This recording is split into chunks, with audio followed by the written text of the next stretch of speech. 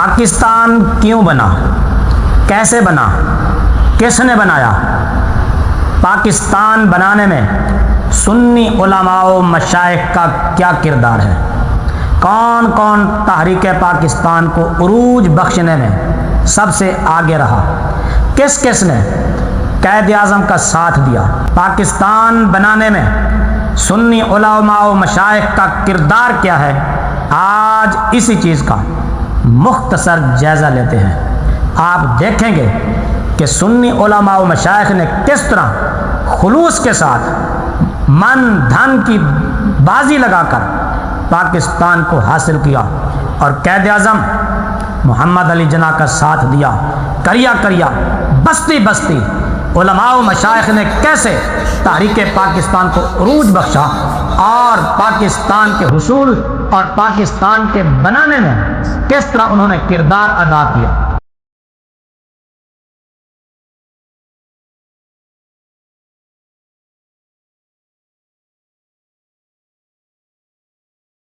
صرف پاکستان ہی وہ ملک ہے جو اسلام کے نام پر معرض وجود میں آیا۔ الحمدللہ رب العالمین، اس عظیم ملک کی بنیاد سنی علماء و مشائخ کی محنت سے رکھی گئی۔ یہی سنی علماء و مشائخ ہی تھے جنہوں نے یہ اعلان کیا تھا کہ اہل سنت پاکستان بنا کر دم لیں گے۔ قائد اعظم محمد علی جناح اس کے حامی رہیں یا نہ رہیں، ہم اپنے اس مقصد سے پاکستان بنانے سے ایک انچ بھی پیچھے نہیں ہٹیں گے۔ لیکن افسوس کہ ان عظیم رہنماؤں کا ذکر تاریخ میں ویسے نہیں کیا گیا جیسا ان کا حق تھا، جبکہ اس کے برعکس وہ علماء سو جو پاکستان کے عملاً مخالف تھے اور پاکستان کی پے بننے تک کے بھی خلاف تھے، وہ آج تحریک آزادی کے مجاہدین کے طور پر پیش کیے جا رہے ہیں۔ کسی نے کیا ہی خوب کہا، نیرنگی سیاست دوران تو دیکھیے، منزل انہیں ملی جو شریک سفر نہ تھے۔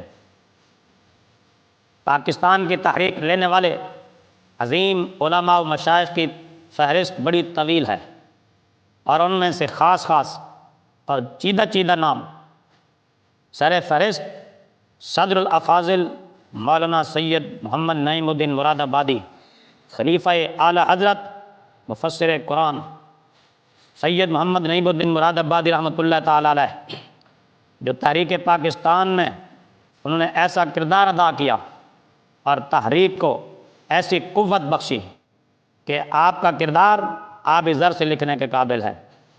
آپ نے اپنا سکون آرام تحریک کے لیے قربان کر دیا۔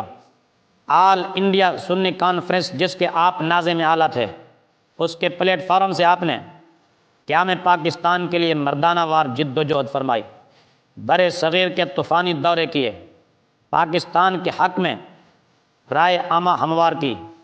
آپ کی جد و جہد کا نقطہ عروج 1946 میں کنیز فاطمہ باغ بنارس میں ہونے والی آل انڈیا سنی کانفرنس ہے۔ اس کانفرنس میں تقریباً 7,000 سے زائد سنی علماء و مشائخ اور 2 لاکھ سے زائد سنی عوام جمع ہوئے۔ اس کانفرنس میں آپ کی پیش کردہ یہ قرارداد متفقہ طور پر منظور کر لی گئی کہ آل انڈیا سنی کانفرنس کا یہ اجلاس مطالبہ پاکستان کی پرزور حمایت کرتا ہے اور اعلان کرتا ہے کہ علماء و مشائخ اہل سنت اسلامی حکومت کے قیام کی تحریک کو کامیاب بنانے کے لیے ہر امکانی قربانی کے لیے تیار رہیں، اور یہ اپنا فرض سمجھتے ہیں کہ ایسی حکومت قائم کریں جو قرآن کریم اور احادیث نبوی کے اصولوں میں فقہ اصولوں کے مطابق ہو۔ اور ان عظیم رہنماؤں میں سے امیر ملت پیر سید جماعت علی شاہ صاحب رحمۃ اللہ تعالی علیہ ہیں، جو آل انڈیا سنی کانفرنس کی صدارت پر بھی فائز رہے، اور جنہوں نے واضح طور پر یہ تاریخی اعلان فرمایا تھا کہ 2 جھنڈے ہیں، ایک اسلام کا اور ایک کفر کا۔ اس وقت سیاسی میدان میں اسلامی جھنڈا مسلم لیگ کا ہے اور ہم بھی مسلم لیگ کے ساتھ ہیں۔ قائد اعظم محمد علی جناح سے وقتاً فوقتاً آپ کی ملاقاتیں بھی رہتی، مکتوبات کا تبادلہ بھی ہوتا رہتا تھا۔ بمبئی میں جب قائد اعظم محمد علی جناح پر قاتلانہ حملہ ہوا تو جیسے ہی آپ کو حملے کی اطلاع ملی، آپ نے قبلہ رو ہو کر قائد اعظم کی صحت، عمر میں برکت اور مقصد میں کامیابی کی دعا فرمائی۔ دوسرے روز مزاج پرسی پر مشتمل ایک خط لکھا اور اس خط کے ساتھ قرآن پاک کا ایک کلمی نسخہ، ایک جائے نماز، ایک تسبیح، ایک شال اور آب زمزم اور کچھ دوسری چیزیں بھی قائد اعظم محمد علی جناح کے پاس آپ نے بھیجی۔ اور آپ قائد اعظم محمد علی جناح پر اعتراضات کا جواب دیتے ہوئے آپ نے فرمایا، ہمارا مقدمہ انگریز اور ہندو کے ساتھ ہے، مسلمانوں نے قائد اعظم کو اس مقدمے میں اپنا وکیل بنا لیا ہے۔ قائد اعظم محمد علی جناح بھی امیر ملت سے نہایت محبت و عقیدت رکھتے تھے۔ ایک موقع پر قائد اعظم محمد علی جناح نے لاہور میں عظیم الشان اجتماع سے خطاب کرتے ہوئے کہا، میرا ایمان ہے کہ پاکستان ضرور بنے گا، کیونکہ امیر ملت مجھ سے فرما چکے ہیں کہ پاکستان ضرور بنے گا۔ مجھے یقین واثق ہے کہ اللہ تعالیٰ آپ کی زبان کو ضرور سچا کر دے گا۔ اور ان عظیم رہنماؤں میں سے محدث اعظم مولانا سید محمد محدث کچھوچوی رحمۃ اللہ تعالیٰ علیہ ہیں، جو صدر الافاضل مولانا سید نعیم الدین مراد آبادی رحمۃ اللہ تعالیٰ علیہ کے شانہ بشانہ ہو کر تحریک پاکستان میں بھرپور کردار ادا کیا، اور 1946 میں ہونے والی بنارس سنی کانفرنس کے موقع پر آپ کو اس کانفرنس کا صدر منتخب کیا گیا، اور اسی کانفرنس میں آپ نے خطاب کرتے ہوئے ببانگ دوہل فرمایا تھا کہ پاکستان بنانا صرف سنیوں کا کام ہے۔ اور اسی کانفرنس سے آپ نے خطاب کرتے ہوئے عوام کو جوش اور جذبہ دلایا، اور اپنے خطبے میں فرمایا، اٹھ پڑو، کھڑے ہو جاؤ، چلے چلو، پیچھے مڑ کر نہ دیکھو، آگے بڑھو، ایک منٹ بھی نہ رکو، پاکستان بنا کر دم لو۔ اور ان عظیم رہنماؤں میں سے محدث اعظم پاکستان مولانا محمد سردار احمد چشتی قادری رحمۃ اللہ تعالیٰ علیہ کا نام بھی ایسا ہے کہ جو رہتی دنیا تک تحریک پاکستان کے مجاہدین میں رہے گا۔ آپ نے تحریک پاکستان میں مجاہدانہ کردار ادا کیا۔ آل انڈیا سنی کانفرنس کے جو دعوت نامے مولانا نعیم الدین مراد آبادی نے جو آپ کے نام بھیجا، اس میں یہ بھی تحریر فرمایا تھا کہ آپ کی شرکت اس کانفرنس کی روح ہے۔ اور ان عظیم سپوتوں میں شیخ القرآن علامہ محمد عبد الغفور ہزاروی رحمۃ اللہ تعالیٰ علیہ ہیں۔ آپ نے 19 اپریل 1938 کو کلکتہ میں مسلم لیگ کے سالانہ اجلاس میں اپنی جماعت مجلس اتحاد ملت کو مسلم لیگ میں شامل کر دیا۔ اس موقع پر قائد اعظم محمد علی جناح بھی موجود تھے، جو شیخ القرآن کی تقریر سن کر بہت خوش ہوئے۔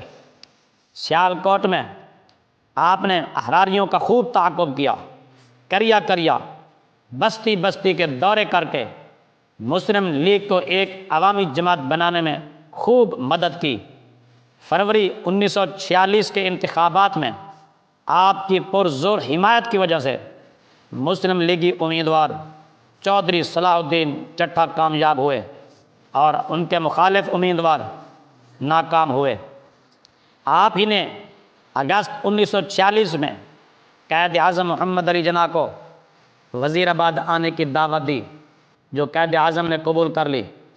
شیخ القرآن علامہ عبد الغفور ہزاروی رحمۃ اللہ تعالیٰ علیہ جب قائد اعظم وزیر آباد میں تشریف لے آئے تو آپ نالہ پلکوں کے پل پر ہزاروں افراد کے ساتھ قائد اعظم کا استقبال کیا آپ نے۔ پھر قائد اعظم نے مرکزی جامع مسجد غوثیہ کے ساتھ ہی والے بڑے گراؤنڈ میں آدھا گھنٹہ خطاب کیا۔ اور ان سپوتوں میں سے امام اہل سنت علامہ سید احمد سعید کاظمی کا نام بھی سر فہرست ہے۔ قیام پاکستان سے قبل تحریک پاکستان میں بھی آپ کا مجاہدانہ کردار تاریخ میں سنہری حروف سے لکھنے کے قابل ہے۔ آپ نے مسلم لیگ کے اسٹیج سے قیام پاکستان کے سلسلے میں منعقد جلسوں میں بے شمار تقریریں کیں۔ اسلامیہ نے برِ صغیر کے دل و دماغ میں دو قومی نظریہ کے حوالے سے پاکستان کی اہمیت و ضرورت کو اجاگر کرتے ہوئے ملک کے طول و عرض میں پاکستان اور مسلم لیگ کا پیغام پہنچایا، پاکستان بنانے کی تحریک کو عروج بخشا، اور آپ نے اپنے ہم مسلک دوسرے علماء کی طرح تحریک پاکستان کا بھرپور ساتھ دیا، عوامی جلسوں سے خطاب کیا، دانشوروں وکلاء کے سامنے تقریریں کی، معززین کے اجتماعات میں صلح پاکستان کے لیے راہ ہموار کی، اور آپ نے آل انڈیا سنی کانفرنس میں بھرپور حصہ لیا، اور اس کانفرنس میں آپ کی جو کوششیں ہیں ان کو کبھی فراموش نہیں کیا جائے گا، اور آپ کی کوششوں سے وہ کانفرنس بڑی کامیاب ہوئی۔ یہی وہ کانفرنس تھی جس نے عام مسلمانوں کا رخ پوری طرح تحریک پاکستان کی طرف موڑ دیا تھا۔ ہر طرف مسلم لیگ زندہ باد، قائد اعظم زندہ باد کے نعرے، اور لے کے رہیں گے پاکستان، بن کے رہے گا پاکستان کے نعرے گونجنے لگے۔ اور صوبہ سندھ میں علامہ کاظمی صاحب نے مسلم لیگ کے پلیٹ فارم پر صلح پاکستان کے لیے شاندار خدمات سر انجام دیں۔ ان دنوں پورے سندھ میں کانگریس زوروں پر تھی، اور اسمبلی میں ہندوؤں کا غلبہ تھا۔